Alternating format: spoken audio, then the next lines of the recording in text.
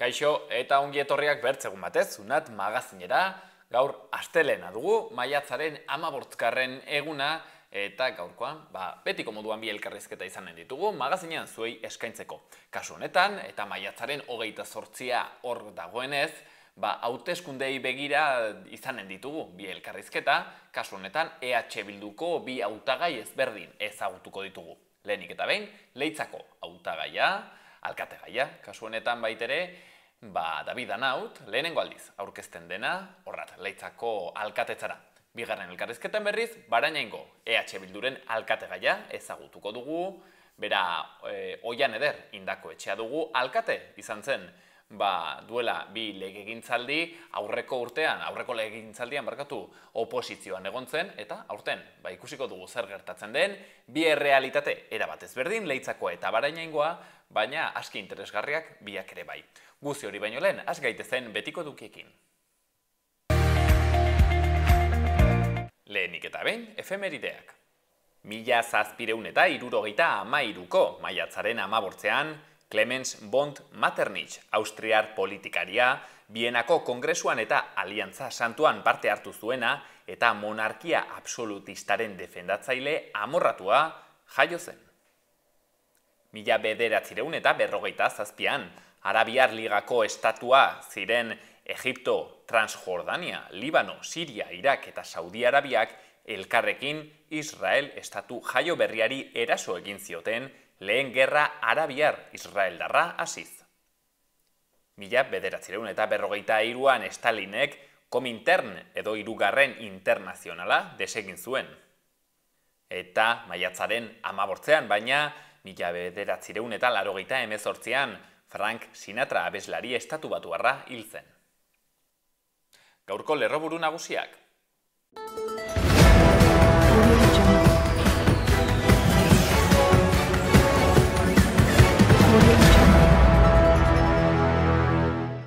Hezkuntza eta Nafarroko Antzerki Eskolak hitzarmen berri sinatu dute arte dramatikoko prestakuntza jarduerak garatzeko. Nafarroko lehendakariak eta industria ministroak Zunzundegiko instalazioak bisitatu dituzte Alsasun. Euskeraren ofizialtasuna aldarrikatu dute Iruñan.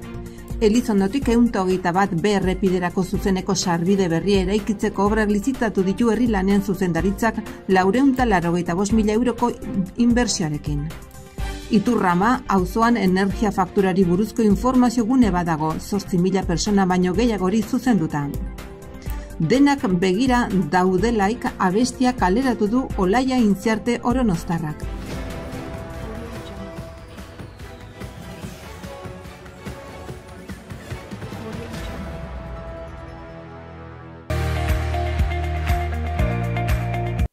Ikus dezagun ere, agenda kulturala.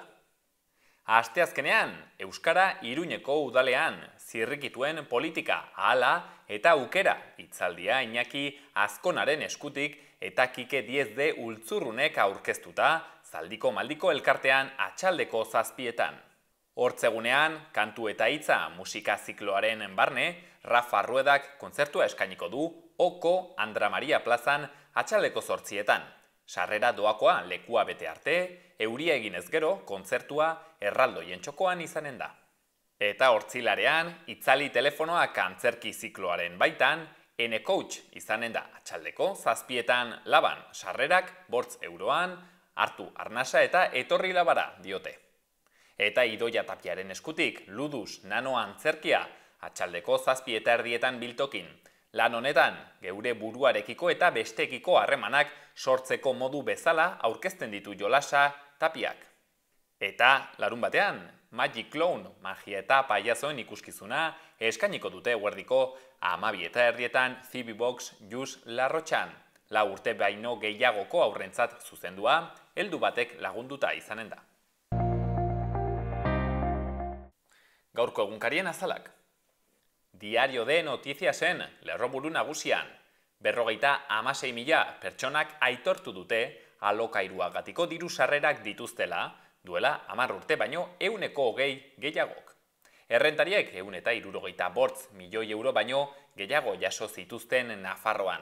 6.000 pertsona inguruk dute higiezinen errentetan sarrera, diru sarrera, osagai nagusia. Alokairu poltsak 1000 etxe bizitza kudeatzen ditu.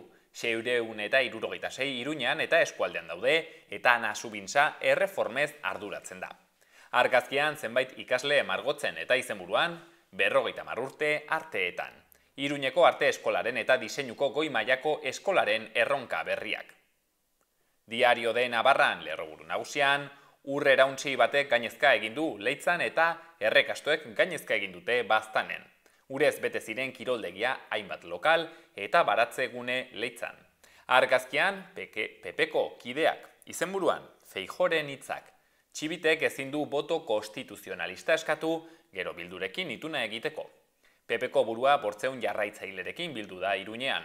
Bertze berri batean, Abaskalek, Vox, Iruñean esan du PSNek eta Bilduk proiektu komuna dutela.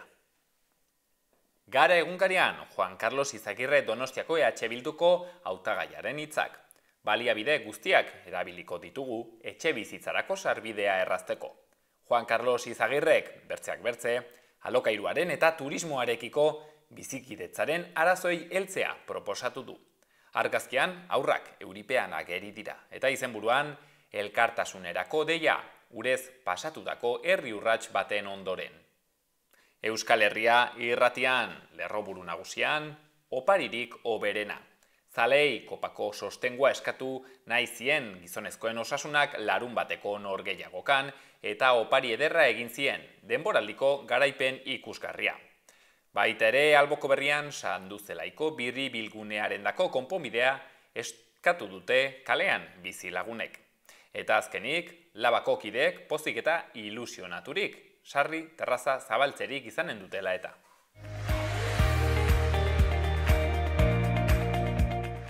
Gaurko eta biharko eguraldia. Gaur Kantauritik pasatuko den fronte hotz batek eraginen digu. Goizeko lehen orduak nahikoa lasaiak izanen dira, hemenka zirimiri apur bat eginen du, baina goiz erditik aitzinera frontea gainean dugula mendebaldetik hasita euritara joko du. Euri gehien ipar isurialdean eginen du, Nafarroa hegoaldera ezer gutxi iritsiko da. Euri txikia eginen du, orokorrean. Haizeak ipar mendebaldetik jotzen jarraituko du, eta temperatura maksimoetan ez da gora behera handirik espero, eta 13-17 gradu artekoak izanen dira. Atxaldean, atertzeko joera izanen du aroak. Egunaren lehenengo partean euria eginen du, batez ere Kantauri isurialdean, eta bertan tarteka zaparrada mardulagoren bat bota dezake, batez ere goizaldean eta goizean goiz. Atxaldean ordea, atertuz joanen da, eta hodeitza ere zertxo bait luzatuko da. Haizea iparraldetik ibiliko da, atxaldean biziago, eta ziertzo haizea temati ibiliko da, Ebro ibarrean. Temperaturak berdintsu jarraituko du, bera egiteko joerarekin.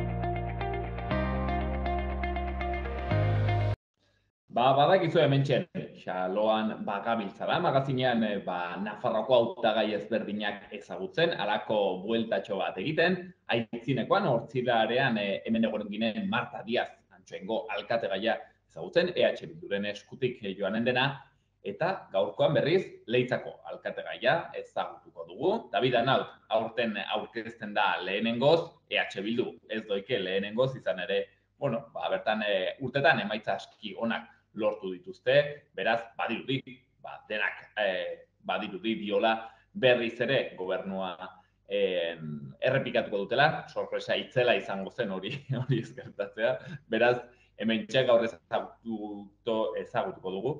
Printzipioz, Leitzako urrengo alkatea izanen dena, David Anaut, hemen pantailaren bertze aldean duguna. Atxaldeon, David, mil esker gurean egoteagatik. Atxaldeon da, eskerrik asko deitzeagatik eta aukera emateagatik, hemen izetan aritzeko. David, lehenik eta behin euritiak izan dituzue, hortxen Leitzan, ez? Ez dakit dena ongi dagoen, badakit kalteren bat edo egon dela, ez? Bai, egia esan, honen espero honera zaila ginen denbora luzean, ez da, euria behar ginula, etorri da, eta behar bada behartzena baino gixo ere bai, ez da, atzoko, nahiko momentu baten arazoak sortu ziren, zorionez, azkar xamar eta ongi xamar erantzun zitzaion, herritarren da suhiltzaile laguntzakin eta konpondu da, baina bai atzo goiza mugitua izan zen, euriak berak sortu zitulako, sekulako erautxiak bota zituen, eta arazo batzu, baina, bideratuta daude eta gauria goera normalagoa da berriz. Bueno, espero dugu, arazo gehiegi ez sortzea horrek. Nola aldatu den, ez? Euriaren erregimena, orain dena botatzen du bapatean. Bueno, kontu horiek, hasteko galdetu nahi genizun, David, pixket zutaz, gustatzen zaigu ezagutzea, norden aurkezten dena, ez bakarrik programa, pertsona bera ere bai, batez ere nik uste dut herrietan garrantzitsua izaten delako ezagutzea, norden, ez, aurkezten dena. Beraz, zuri bera galdetuko izu, David, bakit ez dela ariketa erreia baina, lehenik eta bai, nor da, David Ana? Ez dakit, lehitzen pozik bizi den pertsona bat noski, eta ni pozik bizi nahi zen ezela nahi gustatuko lehitzadake, hemen herritar guztiak ere ala bizitza gustuan, ez da. Uste dute udalean lan egin da hori lortu itekera neurri baten, eta, ibilbide bat badaukan noski bizkate udalgintzan edo herrigintzan eta politikagintzan, eta, konpromiso hortatik iritsi naiz momentu honetan herriko Bilduren zerrenda buru izatera, talde batean sartuta gaude, gure ikuspegi hori da, ez, talde bat gara, niri egokitu zaite justo toki hortan egotea, eta hoiz esango nuke, 50 urteko laguna, gaztea, esan dezagun, eta, orain lanean aritzeko prest dagoena, eta, horretarako herritarren babesa eskatzera etorri dena. David, zer erran nuke? Zer motibatzen zaitu edo alkatetzan aurkeztera? Pentsatzen dut, puntu batean edo hein batean, konpromiso kontu bat dela ez, hau da, norbaitek hartu behar duelako, bere gain alkatetza hori, eta beraz, pentsatzen dut aipatzen zenuen talde izaera horrek izanen duela bere garrantzia zuen kasuan, ez dela pertsonalismo bat nolabait ere, baina, hortik aratago ez dakit, David, zuri zer motibatzen zaitu politikatik, zer gusten duzu, zer sortzen dizu ilusioa? Batez ere, baina bestela ere bai, eta udalgintza ere gertu xamarretik ezagutu dut, harreman estua izan dudalako beti udalgintzan dabie hildarekin, eta udal komunitateko lagian ez delako ere bai, ez da. Eta gero oso garbi ikusi izan dudalako beti, herri bate funtzionatu barra olin bado, gauzak egin behar direla, ez bakarrik udaletik, herritik eta eragitetik ere bai, baina kasu honetan, eta nik ezagutzen duanatik, udalak ere pisu handia daukago herri baten, ez da esan gizatean edo funtzionamenduan, eta bizitza horretan ez da. Herri bizian aditugu, eta herri batek bizitasun horri usteko, badago horregiteko garrantzitsu bat udalean, egin behar da. Eta, iruditzen zaite hemen bide interesgarria eta oso ona eta egin dela, eta horrek segida ere behar dula. Uste dute, jendea ere aldatu zaioan behar dela, ez da guzti batzuk egin, gero beste batzuk etorri, jende gaztea, jende heldua, denetik behar du, eta horri ikusten dut zegoela tokia ekarpen bat egiten saiatzeko, eta nik aportatu dezakedan horrekin, hortxe agertu naiz preste lan hontarako, esan bezala talde baten barruan aritzeko, eta hori da ez da gero ilusio ere bai, ez da, herri hau, ez da, nik zengo nuke azkeneko urtetan oso ongi dela, eta giro honean gainera, eta tentsio eta gatazka gabe, eta, nik uste egoera interesgarria, politatzela, eta batez ere, nik uste hor sartzen garen guztiuk daukagun bulkada dela, herriaren aldeko lan hori egitea, ez da, denon gitzatea gutzatzeko, eta herria bera biziki mantentzeko, eta usteko norberak bere burua nahi duelako egora baten ikusi, baina bestela ere, herria orokorrean ikusi nahi duelako aurrera egiten, ez da, hemen badago hortarako aukera hon bat, eta nik uste bultzada batez ere hoxe izan dela. Taldearekin, zure zerrendakideekin, David, konten, ez dakit zer sentsazio ematen dizu zure taldea horrek? Oso gustora. Eta nik uste talde polita osatu dela, esango nuke gainera, 11 lagun gaudela, zerrendo osatzen daunak alegia, eta, bakoitza, igual inguru bateko ere, ez gara kuadrilla bat, eta denak elkartu gara, eta guazen du dalera denak elkarrekin, bentzik, eta, elkar ezagutzen du denok noski, herri txiki baten horrela izaten delako, baina gero bakoitzak dauka bere esparru propioa, bere ingurua, eta, horrek ematen dio aberastasuna hori, ez da, alde batitik herria hobeki ezagutzeko, eta sensibilidade ezberdinak, eta gai ezberdinak, eta, horren ikusten ematen diola koherentzia handi bat, eta gero gaude, jende gu bezalako gazteak, 54 urtekoak, edo 21 urteko gazteak gaude, gero bestatzu gaztexoak, eta ja oso gazteak direnak, ez da. Horro, bueno, nik uste adin aldetik ere, eta genero aldetik, eta ikuspegia orekatua dela, eta batez ere esango nuke ezagutza aldetik ere bai, ez, da, bakoitza trebeagoa da, edo gehiago daki, arrolor batzutan, eta beste batzuk bestetan, eta horri ere asko begiratu dio, ez da, eta gero taldea bera, funtzionatzeko, ordu asko egin behar ditugu elkarrekin, eta uste dut oso ongi funtzionatu behar dugula, eta, bueno, bintzate oso gustora elitu gara. Eta kontu horreixa, gainera, zuen kasuan 10 pertsona biltzea horretarako, zeren, aurreko lege gintzaldi honetan 10 zinegotzi izan dituzuen, eta ostras, lortu behar da, urtez urte bederatzi 10 pertsona hor prez egoteko 4 urtez lanean. Kasu honetan badugu. David, galdetu nahi nizun orai pixkat gehiago, leitzaren inguruan egiten duzuen, pixkete zuen analisia edo nola irakurtzen duzuen herria, eta ezakit hor kontatzen aldi guztun, behintzat zurea buruz edo zuena buruz zein diren uste duzun leitzak dituen erronka nagusiak, erranen dugu. Guk lehendabiziko herri programa prestatzeko garaian aurretik aritu direnek egin zuten balantze bat, azkeneko 4 urtetakoa, eta nik uste balantze horrek ere kutsi zigula gauza asko eta oso ongi egin direla, eta guk pixot hortik abiatzen gara, ez da, batez ere gure planteamentua da, hasitako bide bati jarraipena ematea. Ez da zerotik hastea, horreko lana hor dago, urte asko egin dena, eta lortu dira gauza asko, ez da, nik uste udaletek noski zerbitzu batzuk eman behar ditu, hori oso oinarrizko gauza da, eta hor langileak ere hor daude hori egiteko ere, ez da, hori beti mantentzen da, ez da, hor nori badago, baina aldi beren azpiegitura berrik ere lortu dira azkeneko urtetan, eta gero, beste gai askotan ere aurrera egin da, eta kirolean, eta kulturan, eta euskaran, eta berdintasunean, gizarte esperientzutan, horren, guk ikusten du, balantzea oso ona izan dela, eta gure ikuspegi izan da, goazen bide hortatik jarri izan, ez da. Orduan, hasitako bideak eta inbertsioak eta eutxi, baina gero horretaz gainera ere, beti zerbait berri ere bilatzen da, eta programa bat ere osatu dugu, honen banatuko duguna, egunotan etxan eta hor nuskiroz badaude beste erabatzutako planteamentuak. Gure idea izan da, gutxi gara, nolabait zerbait tankera ezberdineko gauzak planteatzen, alegia.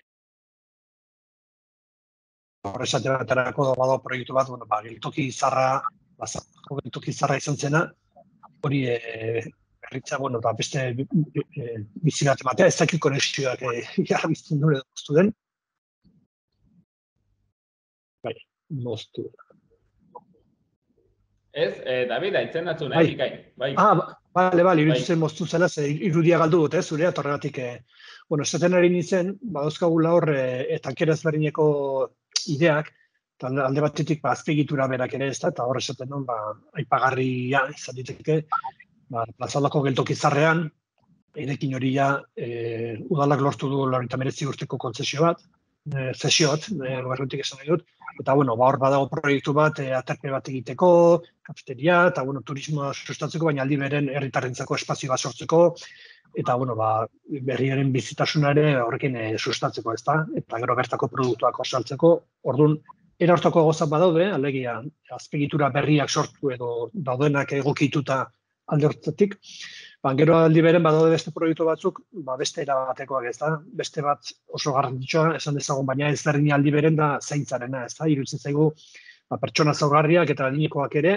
lehentasun bezala hartu behar ditugu gure programan, hola hartu ditugu, eta horra legin bat handi egin behar dela, alde batetik ikusteko momentu honetan egoera zein den, urte batzu barru nora iritsi egitezken, eta horri erantzun bat emateko proiektu bat edo zerbait egin beharko da, ez da. Horrenak, hori ekin marko nioke, batez ere sektoriekin hitz egin da, eta azterketa hori egin da, ez da. Baina hori ere da, beste lehentasun bat gure programan, eta gero badaude beste batzuk, beste izara batekoak esateatarako programan ere, argitalpen hortan sartu dugu, herri kurrikuluma, iruditzen zaigolako, herriak berak berez burua ongi ezagutu behar dula, horrek ere herriaren kohesioa lantzen dula, autoestimoa bai, gustora bizitzeko beste arrazoik bada, eta horre divulgazio bat egin ditekela, euskara ardatz izanik, eta kultura, herriko ezagutza, era hortako gozak ere bai, edo etxe bizitza, alokoiru sozialeko etxe bizitzak ere bai, ez da uste dut hemen badagoela beste alor bat, beste landu behar dena, eta da justu etxe bizitzarena, ez da, eta bat ez ere gaztei begira, eta baita pertsona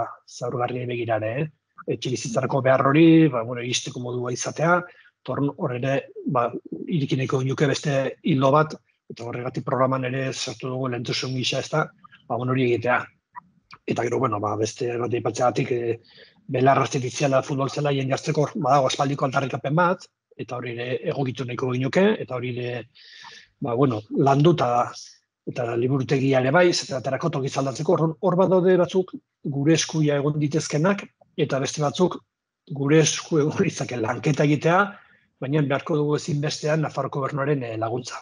Hor guk denak sartu ditugu proiektu bezala, hoien bila joan behar du legegintzaldi honetan, eta gibarko duguna da kasu batzutan gure esku baldin badago zen horri baten gauzatu, eta beste kasu batzutan behar izango da lanketa batez ere lortzea horrek behar duen finantzazioa egin alizateko.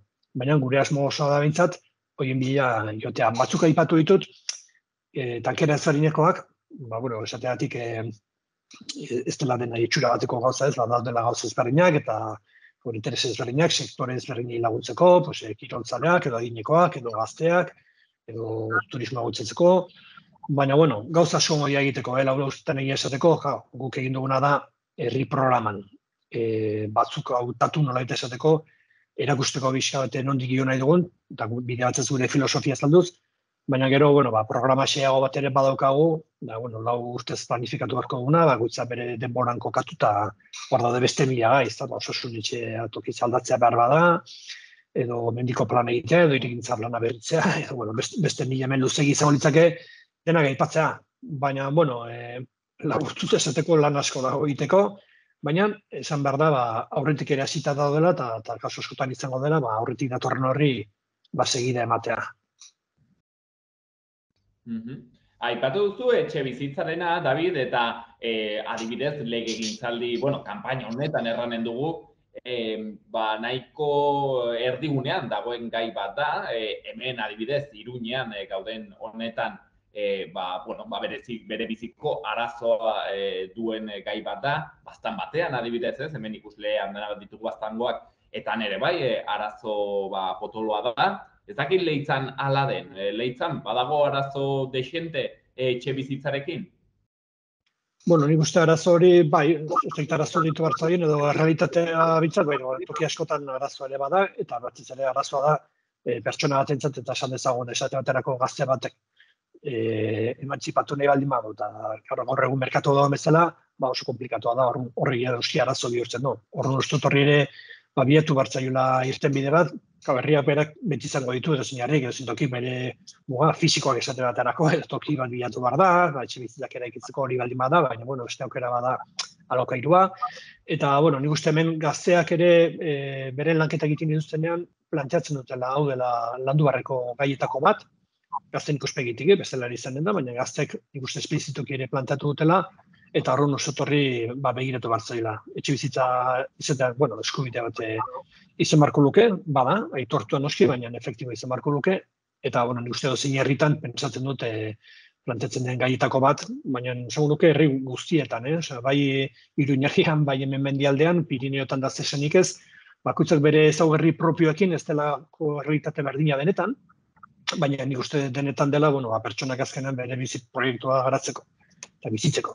Toki bat behar baldin badu, etxe bizitzaren kontu hori demokratizatu eta normalizatu inborko litzatekela. Eta etxe bizitzak ez du esan nahi beti etxe bizitza erosteak, alokairuren politikare hor dago, eta guk ere hor apustu bat egineko ginuke.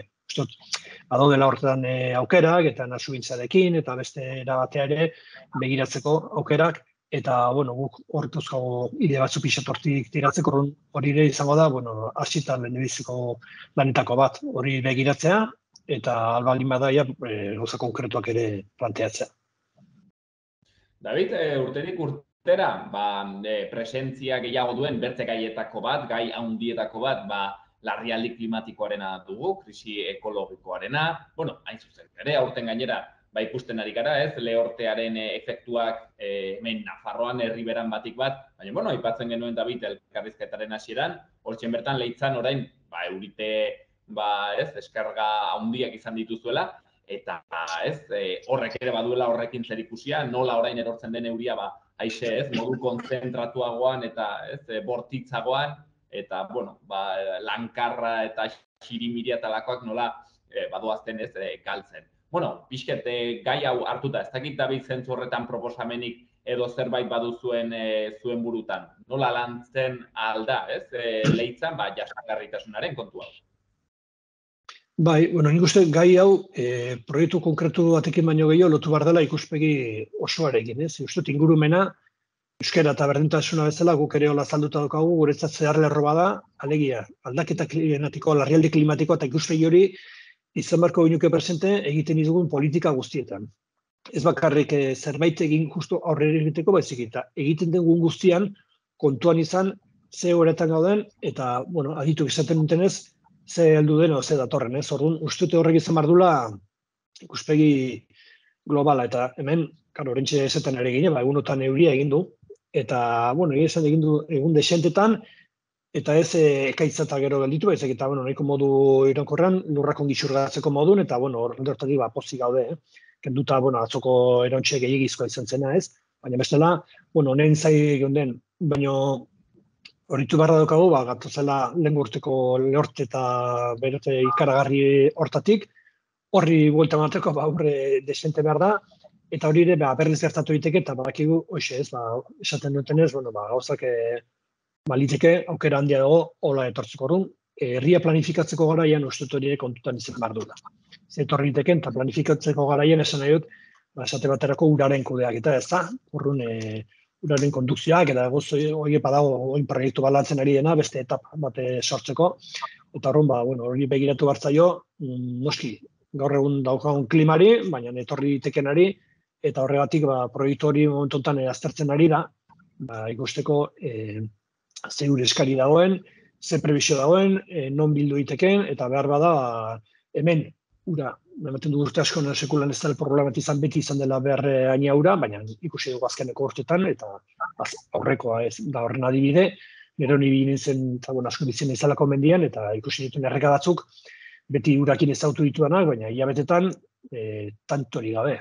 Eta gero mendiak ere ze kolore hartu zuen, da igarria zen, eta harrigarria hau bezalako toki batean, ez da, horrek erakusten digu, datorrena hori izan daitekela, eta horren aurrean prestatu behar daukagula.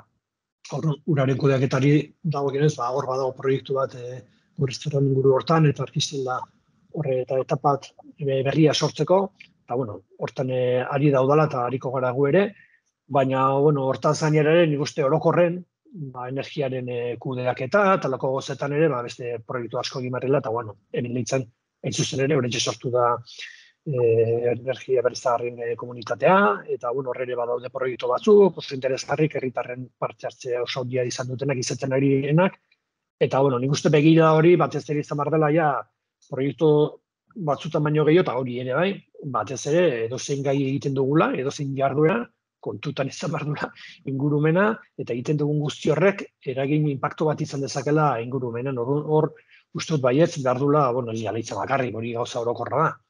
Baina mentalizazioa handi bat, eta gure ohitura batzuk ere aldatu, eta hondakinen kudeaketan, eta denetan. Orduan, oso gai garrantzitsua izan behar da. Azkeneko gai bat, programaz edo mami politikoaz nola baitere, solasean ari garen honetan, sentsazioa dut, iduritzen zain niri, haunitzetan solasten direnean alderdi politikoak, nola baitere klase ertainen gain errepresentazio bat egiten dutela, eta badirela, jendarteko sektore batzuk, izaten aldirenak, txiroenak, nola baitere pobrenak, edo pertsona migranteak direnak, ez direla izaten ordezkatuak. Orduan, ez dakit, galdetu nahi nizun pixket zentzu horretan leitzan hemen ere badagoen arazo bat, nola baitere, komunitate migrante, pertsona migranteen integrazioa edo haien bizi baldintzak direla edo ea leitzan, hori ez dakit, baden zerbait kontuan hartu behar dena, ea zentzu horretan zerbait proposatzen duzuen. Bai, hemen badaude komunitate batzuk, badaude kasu batzutan komunitate nahiko eratuak, asko dielako, ekotoriar jatorria dutenak izate batarako, badu bere komunitatea, Errumaniarrak, Portugaldarrak ere bai, eta gero bat daude beste atzerritik torritako pertsona batzuk, solteago esan dezakegu nahi, ez da. Denak daude leitzan, denak bizi da leitzan, denak dituzte hemen beren eskubideak. Egoera ezberdinean denak ez daude berdin, batzuk igual behar bada pasaera besterik ez, beste batzuk hemen bizi dira aspaldi eta hemengoak sentitzen dira ere bai, seme alabak ere hemengoak. Hor daude denetik, hor nik uste gai garrantzitsua dela, ze noski, horrek ere eskatzen du alegin bat denon partitik, horre egon litezken zailtasunaz egon izaten dira, konpontzeko ez da horren. Daude gauza konkretuak esate baterako eskolan, da Euskal Zerbitzutik eta ematik lantzen ari den egitasmo bat, horrekin oso lotuta dagoelako, kultura artekotasuna eta Euskara hola planteatzen duena, bizkat planteatzeko esate baterako euskarazko bizitzari eustea guretzako oso garrantzitsua delako, ez bakarrik udalean, herrian ere bai, eta eskolan, baina aldi beren pertsona horien nolabait hizkuntza komunitatera integratzeko. Horren badaudelako proiektu konkretuak justo gauza horiei aurre egiteko.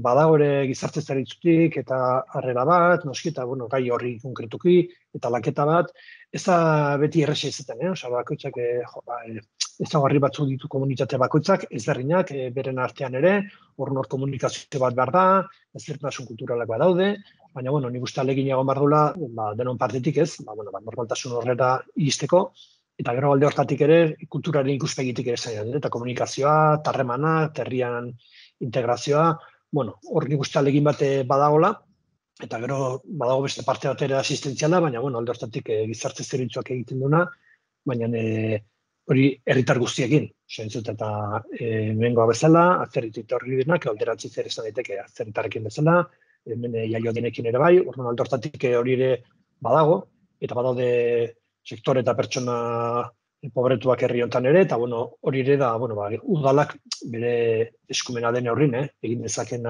horren neurrian, egiten duna, eta nik uste, gure ikuspegi amintzat ere hori badago, horri nik uste heldu bartzaiola, alde horietatik guztietatik, alde horretik behar dunari asistentzia hori, baina, edo zintokitakoa dela ere, eta gero, gizarte zerbitzua dozkan horietaz aparte, pixat esan duan beste hori ez, komunitate horiekin nola egin berriko parte sentitu egite zen, beste dozin herritar bezala, ez da? Hor ere badago tarte bat egiteko, badago oraindik bidea, askotan izaten da jende etorri berria, horrek ere bere denbora eskatzen du, baina etorri eta zeratu arte, baina, bintzate alegin interes hori badago, eta guk herri programa landu genuen, zateatarako Bilduren batzarrean hori ere ateratzen, horre alegin bat egin behar dara, bisat bide hori jorratzeko. Horren, bintzat, asmoa, eta idea, hori bada, gero noraino iritsiko garen, ikusiko da ez da, baina, hau da esperantza, burratzuk ere egiteko moduan izango garela.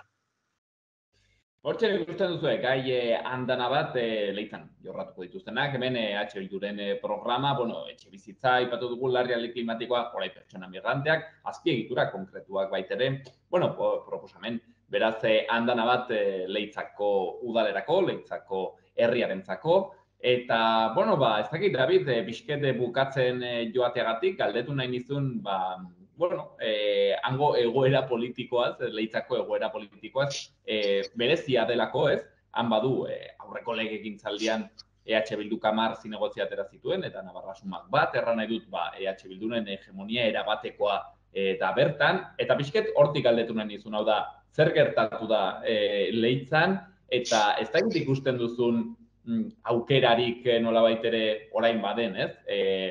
Hegemonia horri buelta emateko, hau da, badago aukerarik, ezakit, bertze alderdi bat, badirudi, ez? UPN-ek edo Navarrasumak ez duela gehiegi lortzen, baina ezakit, igual bertze herriko talde bat sortzea momentu batean, ezakit, ez? Afera ekonomikoen gatik edo akaso aserre eta buelta emateko, edo ezakit, badirudi Bildu jaun eta jabe izanen dela, hortzen Leitzan.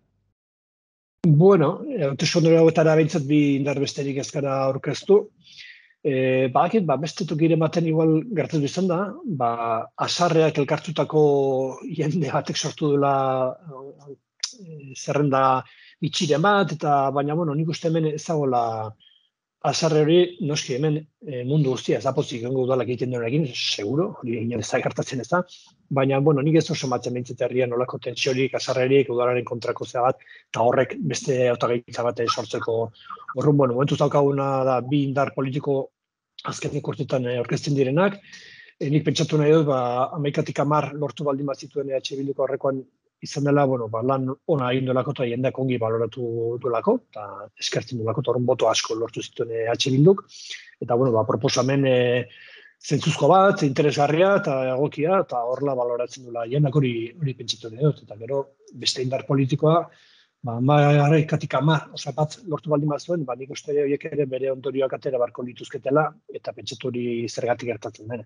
Bere irakurketa da, indar politiko horrek ez daukala herrirako proposamenik, dut azkeneko hamarkadatan esango nuke, udaletxera agertu bai batzarretara, baina besterik ez. Ez batzarretara, ez lanera, ez du proposamen politikorik, ez sozialik, ez herrirako, ez du lanik egin, bere erabaki hori izan da, berak ere azaldu beharko du zergatik, lan egiteko aukera eman izan zaie beti, baina, bueno, zute egin, hola erabaki dute, tartzeka batzarretara etorri eta takito, eta gero zerrenda berare, horrela osatu dute, ez da, 11 lagunetik, 5 edo 6 herrien inork ez ditu ezagutzen, ez dira hemen bizi, beste Javier Espartza dago, Navarra-Sumako lehendakaria, eta horrela osatu dute zerrenda, orduan horrekin ez dakit ezin dute espero noski, herritarrek bere babesa batea oso zaila da. Horren, modu horretan, gure espektatiba bintza da, lehenko urteko, horren dela urtekoa mantentzea. Eta gero, herrian egia esateko, jendeak ere badaki, eta EH Bildurekin bere burua identifikatzen zadu ere, nik uste, udalgintza eredu bat berba interesatuko zaio, eta gero badaki, gurekin oso hurbiluki behar gaitula, EH Bildukoa izan gabe ere, edozein gauza planteatzeko, proposatzeko, udal irekita dago, eta edozein egin dezake, edozein alderdikoa dela, baita openekoaren noski, bere proposamena eta bere ekarpena udalean, eta bere ideako nerak herri, eta hartu ez dago, eta nik hori ere azpimarratuko nuke, herri honetan, gatazka tentsio politiko hori azkeneko urteetan oso giro lasaia eta ona dago, horren ez dago uste aldortatik, potzik egon gaitezkela eta gauzak erresagoa dira, gauzak lortzeko ere hobea daula. Ez dago, David, Leitzan zerbait egola tentsio berezirik sortzen duena, erran nahi dut, ez bastanen eri hurbiletik ukitzen dit, eta hor badago, aroztegiarena erdizena, hor, nolabait ere konfrontazioa eman duena, Leitzan ez dago alakorik momentuz behintzat?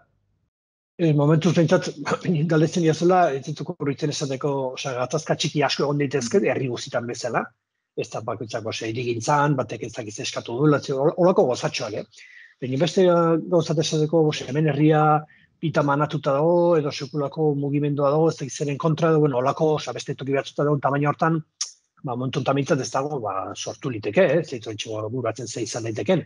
Baina momentu hontan ez horren gehiago dira, udalgintzak, herrigintzak sortzen dituen eguneroko gauzoiek, gauzak erabaki behar izaten dira. Ez dago modurik noski batzutan denak pozik usteko, ze eraki batek batzuri eragingo dira batean, beste batean hori betik hartatuko da, baina hori nahi eta ez, ezin bestean, azkenan, konbidentziak elkarbizitzak hori ere badakarrez, baina esango nuke tamaineko gauza diela edo gauza ohikoak izan ditezkenak, baina gatazka, piztuta dagoen gatazka bat esateko, hemen herria banatuta daukago bizeratan eta ez zit bentsaten egin buru batzen, soto espistatuta ez nago bentsat, horrelakorik ez dago eta eskartzen da, gertatu diteke eta gertatuko aliz noski, hori ere kudeatu behar da, hortarako dago gardentasuna eta partartzea eta hori guztia, eta udala irikitzea, eta horren, momentuz, ez horri guztien horrelako tentsio berezitik edo.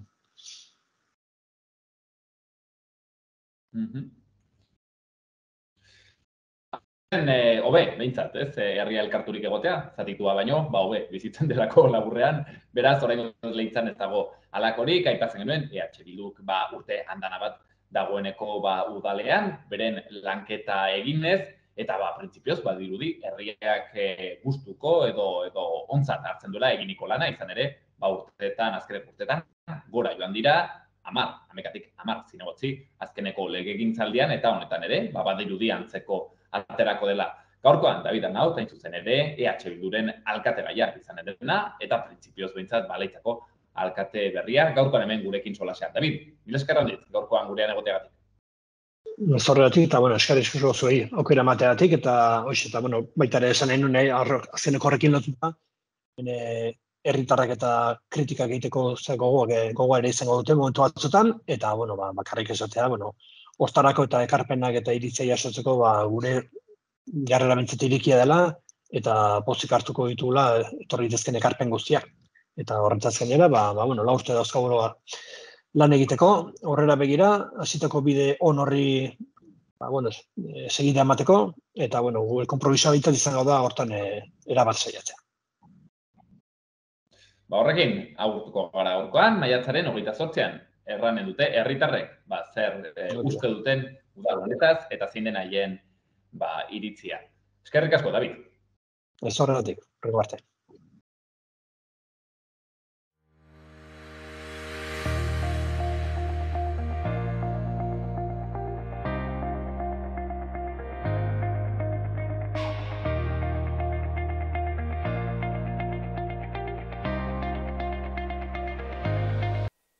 Ikus ditzagun orain Iruñe herriko udaletako albisteak. Iruñean, kantu eta hitza Oko Ama Birjinaren plazara itzuliko da euskarazko formatu txikiko 6 kontzerturekin, maiatzaren 18tik ekainaren 22 bitartean. Rafa Rueda, Lumi, Olaia Intziarte, Sara Azurza, Nahiak Nahi eta Balerdi arituko dira, bertan. Horrez gain, El Bolborín de la Ciudadela erakusketak Miguel LHren Rapido Rem garraio publikoari eta horrek ametxean duen eraginari buruzko hausnarketa eginen dute.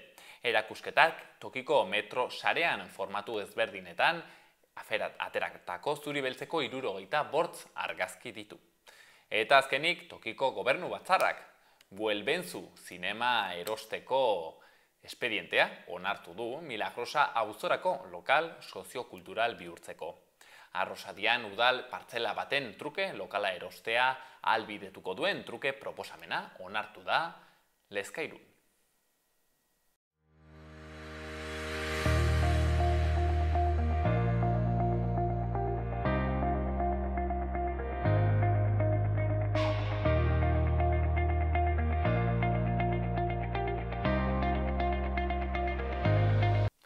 Jarraituko dugu, bigarren elkarrizketa honetan baitere, hautagaien buelta hori egiten, pixkat ezagutzeko nor aurkezten den udaletara erkidegoko hauteskundetara hementxen, Nafarroan, nor ditugun gure hautagaiak, Leitzan egon gara, han errealitatea, zeharo EH Bilduren aldekoa da, orain bertze errealitate erabate ezberdin batera etorriko gara, Barainera, zehazki, han lehia aski haundiagoa da, ikusten badugu, azken urtetako ere, bilbideak hor badire aldaketa handana bat, duela 2 legegintzaldi, hortxen, lortu zuen EH Bilduk, alkatetza, aurrekoan berriz, Nabarrasumak lortu zuen, eta urtengoan, ez dakigu, zer pasatuko den, maiatzaren 28an, edo zein kasutan gaur, hemen, Barainaingo EH Bilduko alkategaia izen ezagutuko dugu, Oian Eder, indako etxea dugulako, hementxe, platoan, beraz lehenik eta behin, atxaldeon, Oian Eder, mila esker guren egoteagatik. Kaixo, arratsaldeon, eskerrik asko gonbidapenaren gatik.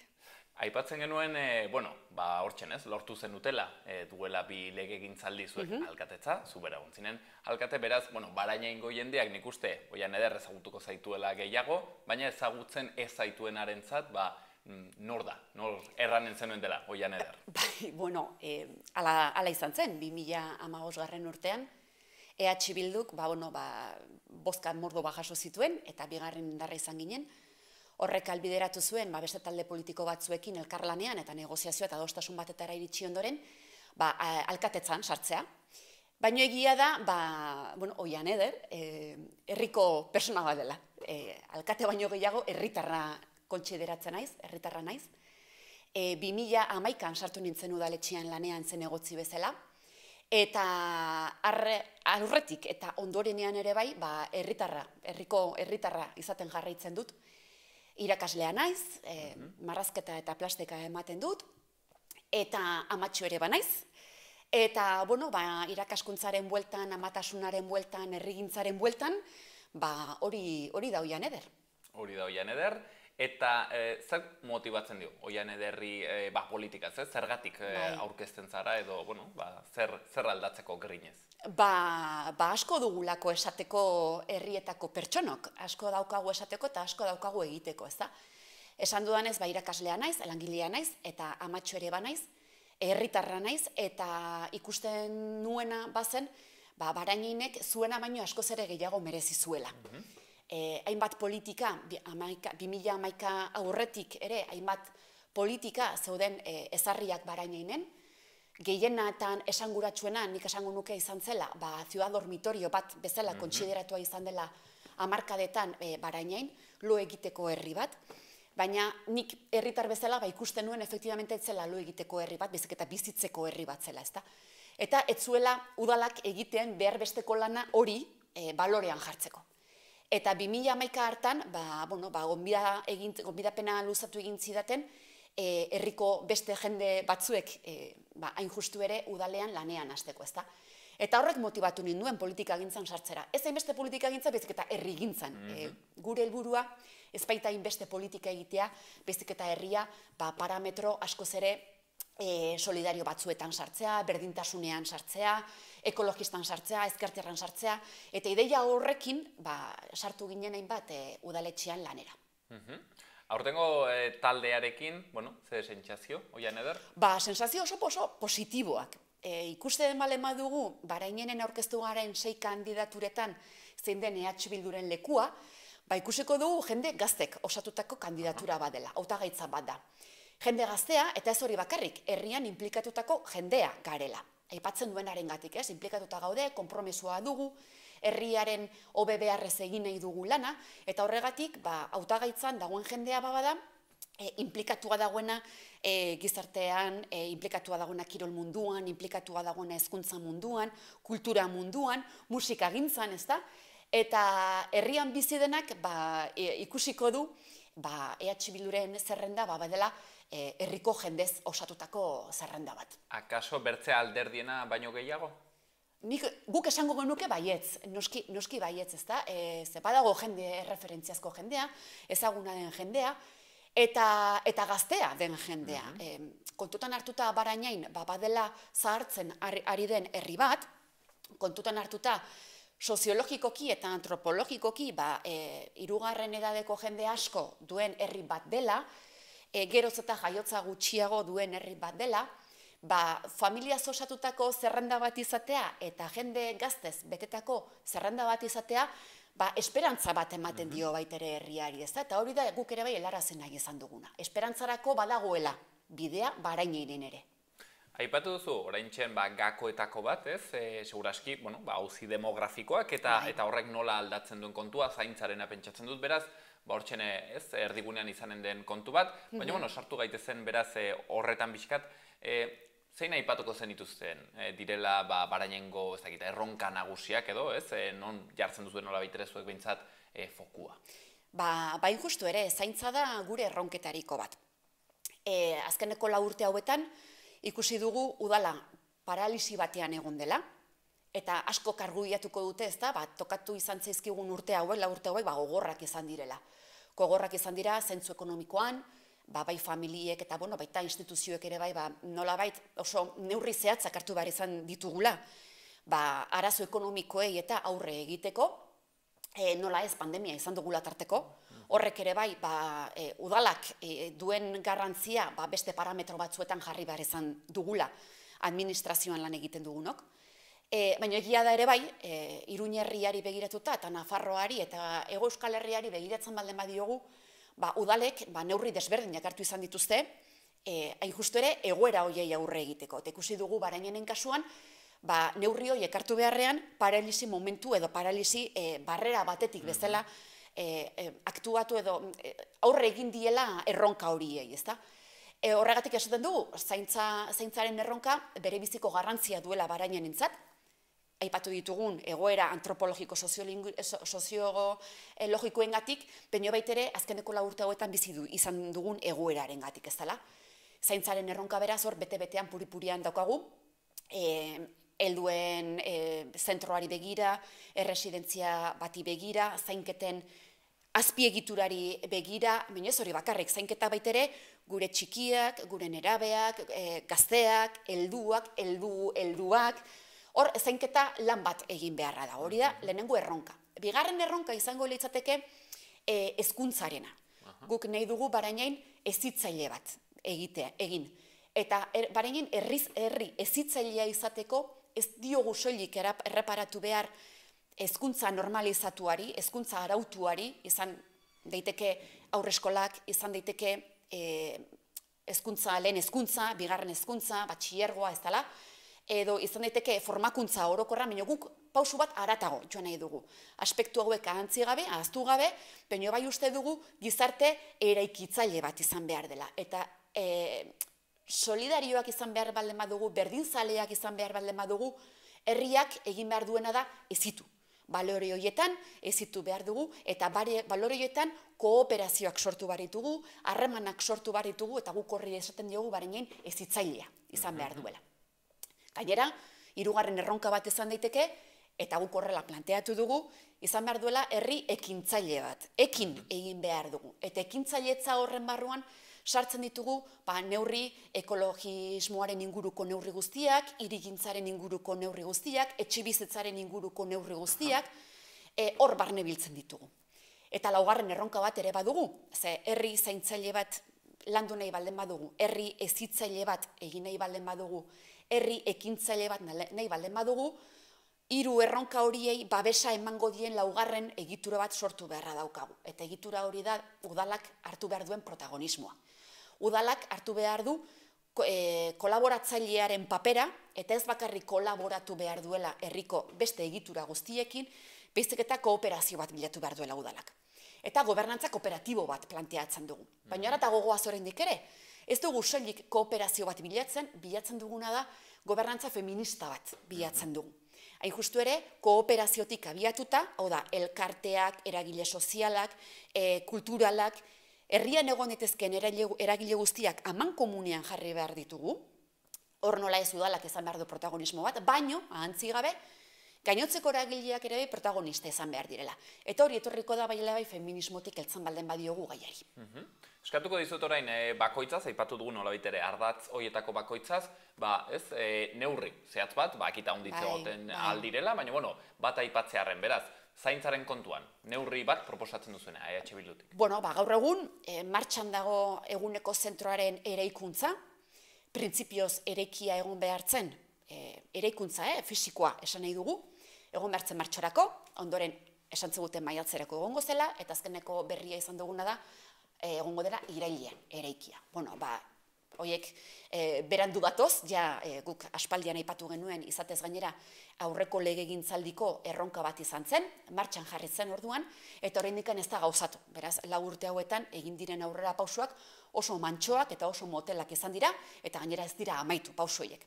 Baina ez hori bakarrik, guk esaten dugu, eraikina egongo da, noizbeten eraikina egina egongo da, baina nola kudeatu nahi dugu. Kudeaketa ez baita oraindik erabakia, ezta?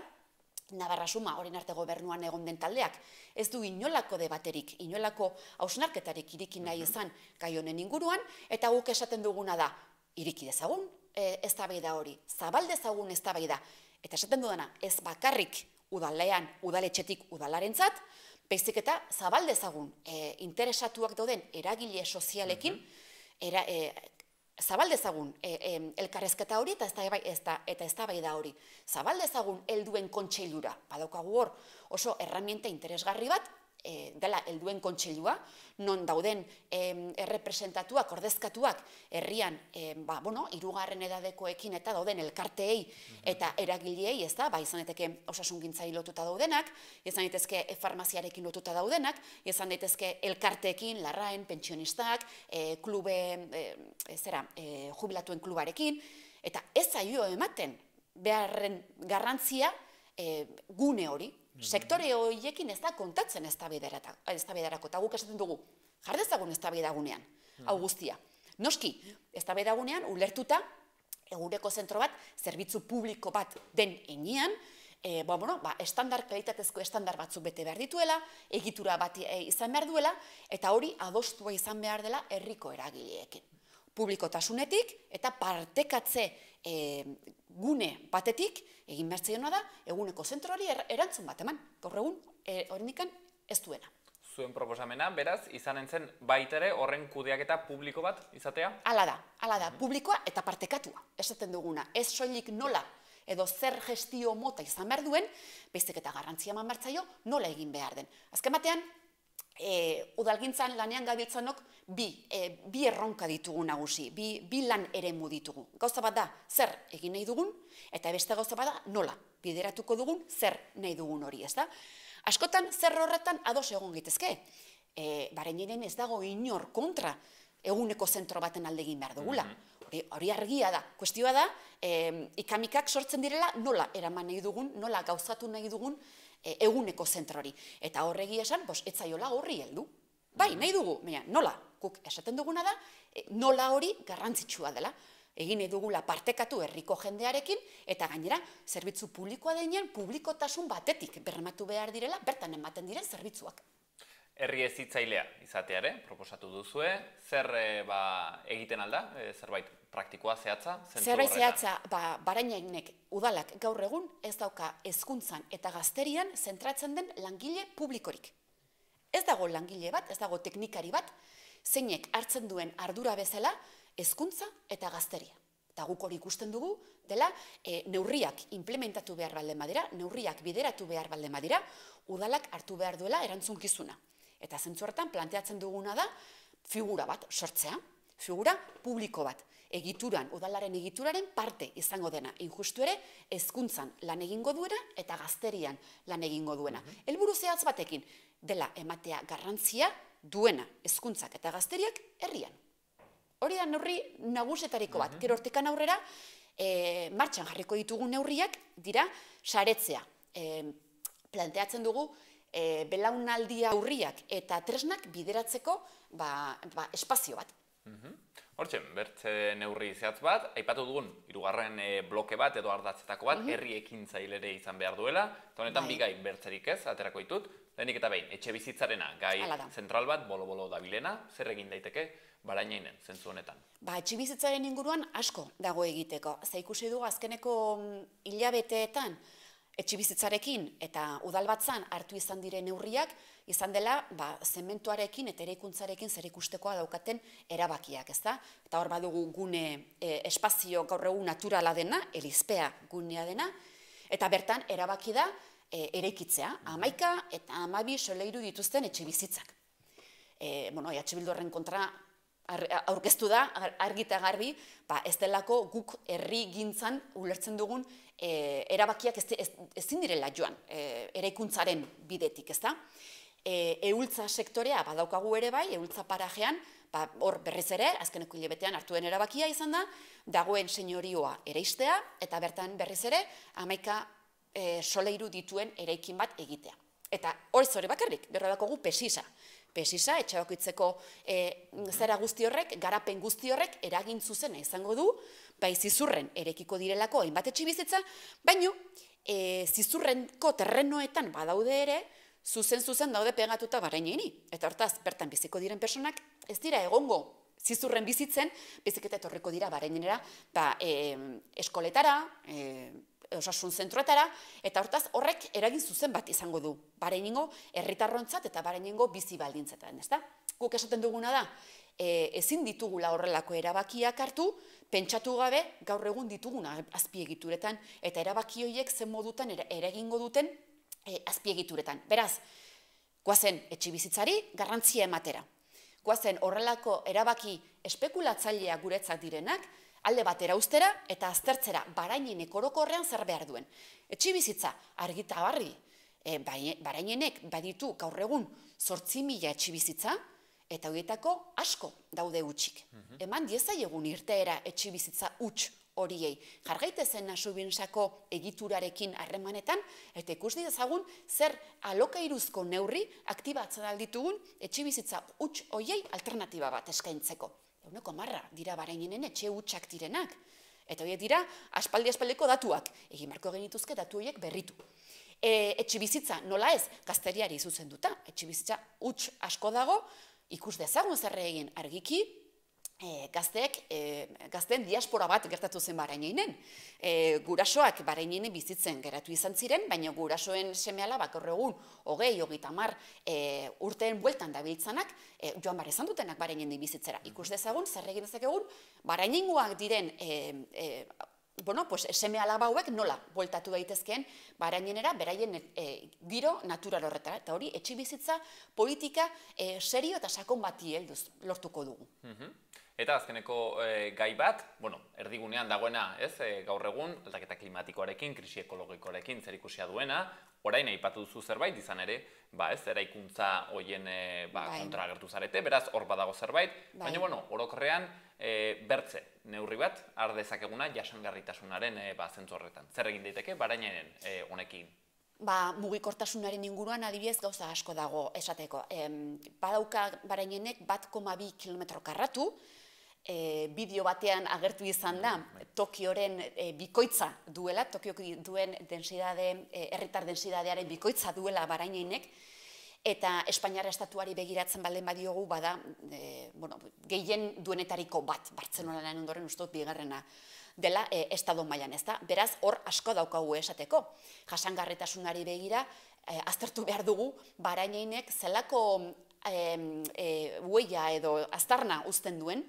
Egia da, industriari begira oso poligono txikia daukagula, industriari dagokionean eta CO2 emisioi dagokienean, ez dugula asko industrialgunea begiratuta, baina bai egia da, kotxe ibilgailu pila bat ditugula, asko eta asko, aparkatzeko arazo pila bat daudela herrian, eraikin altuak dira, baina ez dute garajerik, beraz kotxeak kanpoan aparkatzen dira, zonalde berdea daukagu aparkatzeko gauez soilik herritarrek aparkatzen aldugu, eta hortaz, horre ere badaukago zer hausnartua. Txirrindula bidegorriak iristen dira soilik herriaren tarte bateraino, hortikan aurrera ez dago biderik, eta hortaz ere hor badago zer esan ez, zer egin hainbeste ibilgailurekin, zer egin bidegorriarekin, orain ere bai bolo-bolo badabil mankomunitatean, Iruña herrian ezarriko diren txirrindula elektrikoen sare hori, ez dela?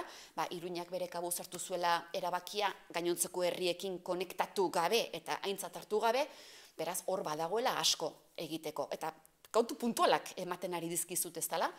Baina horiek ja mai gainean bagitugu. Baina hortaz aparte ere bai, beste gauza asko eta asko egin daitezke. Ibai parkearen inguruan, ber signifikatu behar dira ditugun espazioak, egin behar da amabilizatu, bai eskoletako patioak, badaudela, garai batean duela 30 urte erekitako eskolak dira, eta patioak dira garai hartako buruarekin pentsatutakoak, gaur egun ez diotenak erantzuten adibidez, berdintasun alderdiei, ez dira patio amableak egoteko, eta hortaz, hor badago lan mordo bat egiteko.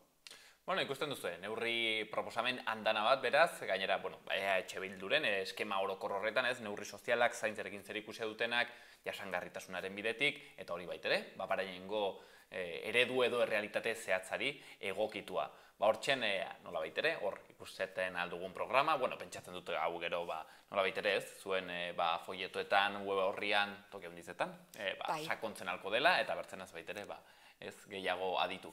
Hori, utziko dugu pixket alde batera, eta nola baitere sartzeagatik elkarrizketaren azkeneko fase honetan, pixkat ikustetzagun nola den joko parlamentario hau, edo nola izanen den gobernu joko hori, aipatzen genuen, ez? Ze realitate ezberdinak leitza batean. Hortxen, 11-tik 11-ak lortzen ditu EH Bilduk, baina hemen aldiz ezberdina da. Horretan sartu aitzinetik, uste dut merezi duela, Oian Eder, oroitaraztea pixkat ze pasatu zen ganden urtean, ez? Zeren, hor gertatu zen egoera alako bitxi bat, eta badirudi hor, ez? PSNek bazuela giltza, baina erabaki zuen bere burua bozkatzea, eta beraz, honek ekarri zuen Navarra Sumaren gobernua. Ez dakit pixket hori nola irakurtzen duzuen zuek? Dola 4 urte, bai, gertatu zen, ez duk aipatu duzuna, gertatu zen, ez da? Kasu honetan, Navarra Sumako taldeak lortu zituen 8 zinegotzi, 3.200 bozkekin, bai, portzentaia batekin, PSNek 5 zinegotzi lortu zituen, eta EH Bilduk 5, bigarren indarra esan dudan bezala, bigarren indarra EH Bildu izan zen, ondoren gerua bai, eta azkeneko aldean, Podemos edo aldugu, Barainei. Kontua zen, gure hautagaitzak, EH Bilduren hautagaitzak, lortu zituela 8 bozka alde, Navarra Sumak zituenak bezain beste, baina bozka kopuruan EH Bilduk gehiago, hautagaitzak, gehiago lortu zituen, 3600 gehituta Geroa Beirenak eta Podemos ahaldu gurenak. Orduan, hor, printzipioz, EH Bilduk hautagaitza bezala bazuen legitimidade bat, esaten genuen, Navarra Sumak baino bozka gehiago dauzka, EH Bilduren hautagaitzak Navarra Sumarenak baino, ezta? Horrek etzun balio izan, kasu honetan, 8 zinegotzi zituenez, Navarra Suma gailendu zen bozketa horretan, eta, eman ditugu 4 urte oposizioan. Eta, 4 urte oposizioan ikusi izan dugu PSNek zentzu askotan beharrezko konplizia izan dela kasu honetan Navarra Sumaren, akuilua izan da, erabatekoa PSN, eta, ikusiko dugu zer gertatzen den oraingo honetan, ez dela. Duela 8 urte, EH Bilduk 4 zinegotzi lortu zituen 21-etik, eta Geroa Beiren, kasu honetan zen Kontigo Podemosen markarekin, eta Batzar eta Ezkerraren zerarekin, bozkekin, alkatetza lortu zen, gobernantza aldatzea, gobernua aldatzea lortu zen, ikusiko dugu zer gertatzen den 8 urte geroago, zer gertatzen den aurten. Zuk nola ikusten zu? Komplikatu, hori da kontua, zeren Barainen azkeneko 4 urte hauetan, pasada Nafarroako 3. udalerri izatetik, 5. udalerri izatera. Eta ez hori bakarrik, pasada 20.000 biztanletik gora izatetik, 20.000 biztanletik bera izatera. Eta horrek zer suposatzen du? 21 zinegotzi izan beharrean, orain 17 izango garela. Eta hortaz, komplikatuagoa izango da zinegotzi bat lortzea, bozka gehiago beharko direlako. Eta ez hori bakarrik, bozka emateko eskubidea dugun herritarrok gehiago gara. Eta hortaz, oraindikan ere komplikatuagoa izango da zinegotzi bat lortzea, ezta? Orduan ez dakigu zer gertatuko den, 6 hautagaitza daude, eta pentsatzen dugu, EH Bilduk gora egin dezakeela bere bozka kopuruan, baina, klaro, ez da kontua izango bakarrik EH Bilduk zer egiten duen, baizik eta gainontzeko zer egiten duten. Gure helburua da, nola ez, ahalik eta bozka gehien lortzea, eta lanean jarraitzea, EH Bildu badakigu, bai Barainen eta baita Nafarroan ere bai, eta esango genuke ere bai Euskal Herrian, lanera ditutako talde bat dela, lana, eta herritarrekin lan egitea, hori da azken batean, gure irabaztea edo galtzea bermatzen duen faktore bat, ezta? Ez dugu guk instituzioetan egon nahi, instituzioan egoteagatik, baizik eta lan egin nahi dugu herritarren eskubideak gehitzeko eta bizi baldintzak hobetzeko, eta azken batean hori da gure etxeko marka, eta Barainen horrela egokitzen ari zaigu lan egitea, eta maiatzaren 28 gertatzen delarik, badakigu sukaldeko lan egin beharko dela, erakutsi dugu EH Bildu badela adostasunetara iristeko gaitasuna duen talde bat, eta horretarako badaukagu esperientzia, hitz egiten dugu jendearekin, negoziaketarako eta erakutsi izan dugu ez dela, eta badakigu maiatzaren 28-tik aurrera, maiatzaren 29-an, ate joka ibiliko gara, ahalik eta babes gehienen izateko, eta ahalik eta berme handienarekin iristeko berriz ere gure herrian eskuinak gobernatu ez dezan. Badire aukera errealak EH Bilduk alkatetza lortzeko? Guk uste dugu baietz.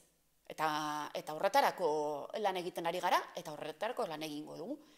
Duela 4 urte aukera, alternatiba hori, sortzeko aukera etzen izan, pentsatzen dugu 4 urte hauetan gauzak asko aldatu direla, Nafar gobernuak adibide bat suposatu du ez dela, parlamentuan beste maioria batzuk lortu izan dira azkeneko 4 urte hauetan, eta pentsatzen dugu dela garai ere bai, Nafarroko parlamentuan eman den errealitate hori, udaletara ere bai pasatzeko. Eta pentsatzen dugu, Barainen izan daitekela adibide horietariko bat, eta gainera segurtu gaude, gure aldetik dagoen guztia mai gainean jarri ezkero, lortuko ditugula adostasun horiek.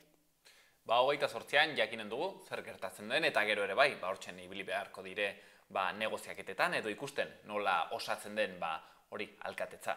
Talde hori ikusten dugu, ez? Realitate apurtuagoa, fragmentatuagoa, Barañainekoa, eta beraz, bertze ikuspuntu batetik, polita izanen da ikustea nola osatzen den horko gobernua. Gaurkoan, EH Bilduko Barañaingo hautagaia ezagutu dugu, Oian Eder Indakoetxea, han Barañainen ezaguna, eta orain gure inguru hauetan ere ezagunagoa. Beraz, Oian Eder, mil esker handitz, eta ea zer gertatzen den 28an. Eskerrik asko, eta ikusiko dugu, bai.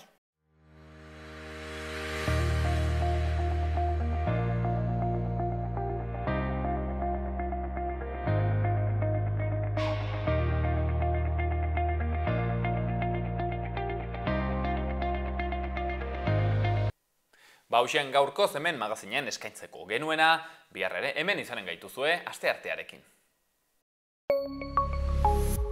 Gobierno de Navarra. Nafarroako gobernua.